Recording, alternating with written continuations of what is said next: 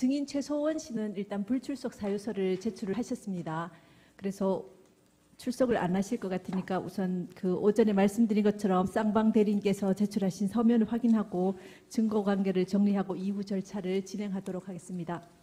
우선 청구인 측에서는 2월 21일자 미르재단 및 K스포츠재단의 사업과 국가예산 관계에 관한 준비 서면과 같은 날짜 참고 자료를 제출하셨죠? 예. 네. 혹시 뭐 추가 진술하실 부분 있으십니까? 예, 요 그 두 재단에 대한 사업과 예산 관계에 대해서는 나중에 시간을 허락을 해주시면 한 10분 정도 설명을 좀 올리고 싶은데요. 뭐 피청구인 하고 해도 되고 먼저 해도 되고. 어차피 그렇습니다. 피청구인께서도 또 진술하실 부분이 있으시니까 쌍방에서 진술을 하시죠. 그러면 청구인께서 지금 하시겠습니까? 예. 네.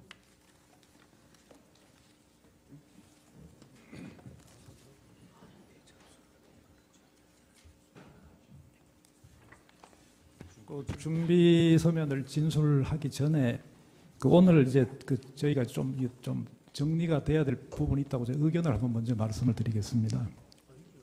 지금까지 모든 준비 서면이나 증거 신청이 다 대리인 공동 명의로 다 나왔습니다.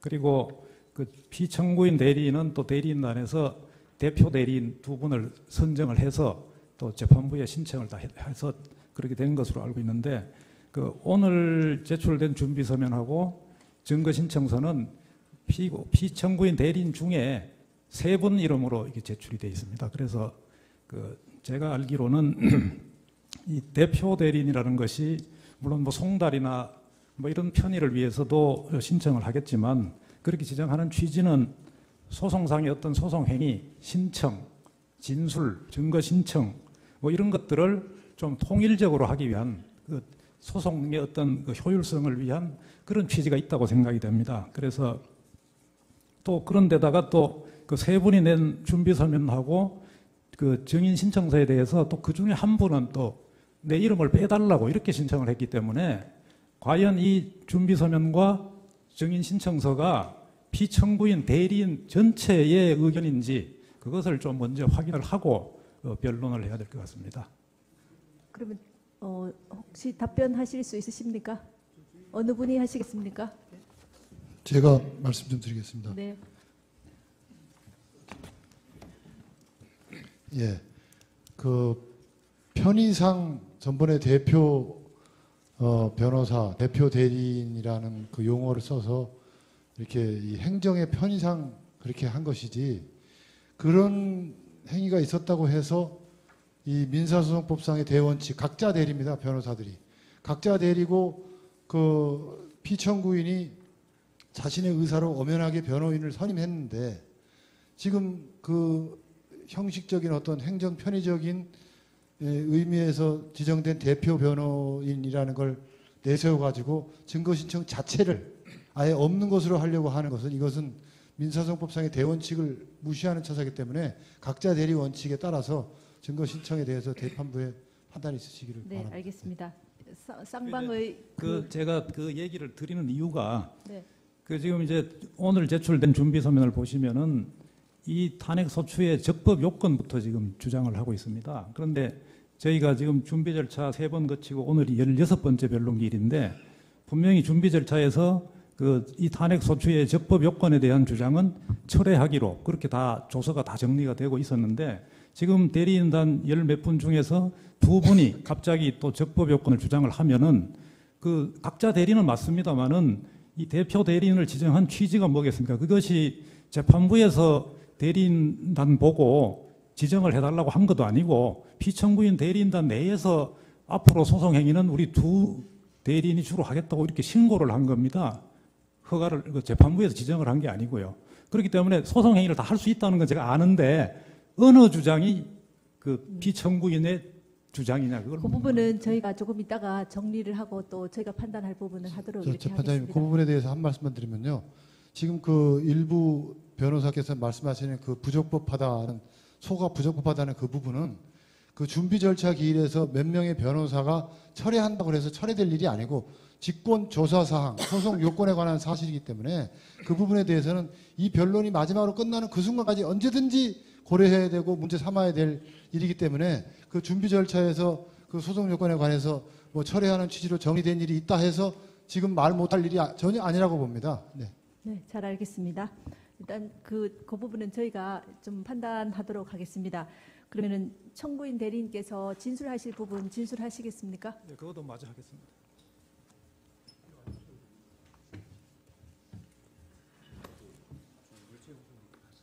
이제 그 주장에 대한 제가 주장을 하지 말라는 뜻이 아니고 예를 들면 그 심판의 대상이 되는지 그다음에 우리가 거기에 대해서 답을 해야 되는지를 알기 위해서 질문을 드리는 겁니다.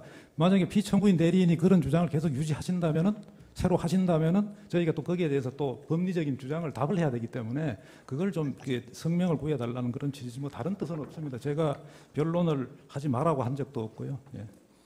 그다음에 오늘 낸 준비서면에 대해서는 그 간단하게 아주 중요한 부분이기 때문에 설명을 드리겠습니다.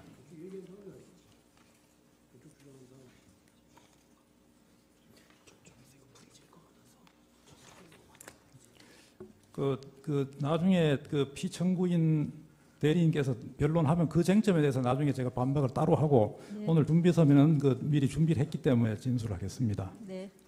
이 부분은 이 미르재단하고 K스포츠재단의 사업하고 국가 예산이 어떻게 관계됐는지를 저희가 분석을 해봤습니다. 피청구인은 이 국정과제, 문화융성, 창조경제를 위해서 이 두 재단을 설립했다 이런 입장인 것 같습니다. 그리고 그 안종범 씨 증언에 따르면은 문학의 어떤 그 반정부 좌파를 배제하는 그런 취지로 설립했고 또 체육계의 그 비리 척결을 위해서 K스포츠 재단을 설립했다 이렇게 증언하기도 했습니다. 그다음에 방기선 씨가 작성한 그 문화체육 분야 비영리 재단법인 설립 방안을 보면은 그 문화체육계 지원 또 인재 양성 이렇게 그것을 위해서 두 재단을 설립한다는 취지로 저렇게 기재가 되어 있습니다. 그러나 이 두 재단의 사업을 자세히 분석을 해봤더니 정부나 다른 공기업이 이미 정부 예산으로 기존에 추진했거나 추진하려고 했던 사업과 대부분 중복이 됩니다. 저번에 한식재단에 대한 사실조회 결과가 왔는데 한식재단은 예를 든 겁니다. 제가 액골 폐랑지 사업을 추진할 계획이 없었다 이렇게 회신이 왔습니다마는 기록을 보시면은 액골 폐랑지 사업은 한식 세계화 사업을 추진하는 한국농수산식품유통공사 AT죠, 그죠? AT가 한식재단하고 함께 계획한 사업입니다. 그렇기 때문에 미르재단이 액골 폐랑지 사업을 가로챘다라고 하는 김종덕 장관의 증언은 허위가 아닙니다. 만약에 문화융성을 위해서 이제 불가피하게 두 재단의 설립이 필요했다면은 소관부처가 문체부, 그 다음에 교문수석실이기 때문에 거기서 다른 정부나 공기업이 이미 추진하고 있던 사업의 평가 분석을 거쳐서 그 사업이 제대로 진행되지 않는 원인을 검토한 다음에 이거 새로운 재단을 설립해야 되겠구나라고 구체적인 계획을 세우고 그 다음에 그 근거도 마련하고 그렇게 정상적으로 재단을 설립했어야 했습니다. 그러나 이 사건 두 재단은 아무런 계획이나 법적 근거도 없이 갑자기 설립이 됐습니다.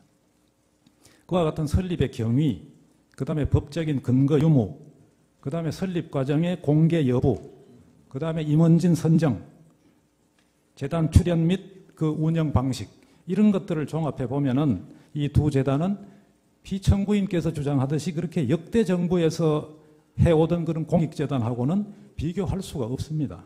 전례를 찾기 어렵습니다. 그리고 또 문제는 이 문체부 등에서 이 두 재단에 지원할 예산을 편성하고 기존 예산을 급격하게 증액했다는 것이 다 기록에 나옵니다. 구체적인 수치는 준비서면에서 상세히 말씀을 드렸기 때문에 생략을 하고요. 이 합계를 내보니까 두 재단의 사업과 관련된 예산이 2016년도에 합계 3,484억, 그 다음에 2017년에 4,617억 원이었습니다. 이 두 재단의 설립 과정과 사업 내용, 그 다음에 문체부 등의 그 예산안을 종합해 보면은 결국 이 피청구인과 최순실이 두 재단을 설립함으로써 얻으려고 했던 것은 정부 예산을 두 재단에 투입을 하고 두 재단의 사업을 또 독점적으로 수주하려고 했던 최순실의 회사인 플레이그라운드와 더 블루케이의 결국 예산이 흘러 들어가도록 하는 정부 예산의 사유화였다고 할 수 있습니다. 그렇기 때문에 피청구인은 두 재단의 실체가 밝혀질 상황에 처하자 안종범 등으로 하여금 진실을 은폐하고 증거를 인멸할 것을 지시할 수밖에 없었던 겁니다. 사건이 작년에 불거지고 나서 문체부는 2016년 11월, 그 다음에 12월 이 관련 예산을 다 삭감했습니다, 스스로. 그리고 또 국회에서도 예결위에서도 2017년 예산안 중에서 약 4천억여 원이 삭감이 됩니다. 이 중에서 삭감된 예산 중에서 문체부의 최순실 관련 예산이 1,740억 원이라고 밝혀졌습니다. 이상과 같이 두 재단의 주요 사업과 관련된 예산만 보더라도 2016년에 합계 3,484억, 2017년에 4,617억 원이었고 두 재단은 기존에 총 8,101억 원의 정부 예산을 피청구인과 최순실 임의로 사용할 수단으로 설립됐다고 해도 과언이 아닙니다. 미르재단이 설립된 게 2015년 10월 27일이고요. K스포츠 재단이 2016년 1월 13일에 설립이 됐는데 2016년 예산이 본격적으로 집행되기 전에 2016년 7월에 TV조선 관련 보도가 나오고 2016년 9월 20일에 신문 보도가 나오기 시작합니다. 그렇기 때문에 예산 집행이 중단된 겁니다. 그렇기 때문에 결국은 피청구인과 최순실이 의도했던 예산의 사유화가 결과적으로는 미수에 그친 것이다. 그것이 그나마 불행 중 다행입니다. 피청구인은 지금도 두 재단의 출연금 774억 원이 거의 그대로 남아있고 피청구인과 최순실 등이 취한 이득이 없다. 이런 입장을 자꾸 주장하고 있는데 그것은 이 두 재단의 사업이 본격 진행되기 전에 이 사건이 밝혀져서 미수에 그쳤기 때문에 그런 것입니다. 만약에 이 사건이 세상 밖으로 드러나지 않았다면 2016년 예산, 2017년 예산도 두 재단을 통해서 밖으로 다 흘러나가게 되어 있었던 겁니다. 피청구인의 이러한 행위는 그것 하나만 보더라도 중대한 헌법 및 법률 위반이라고 할 수 있습니다.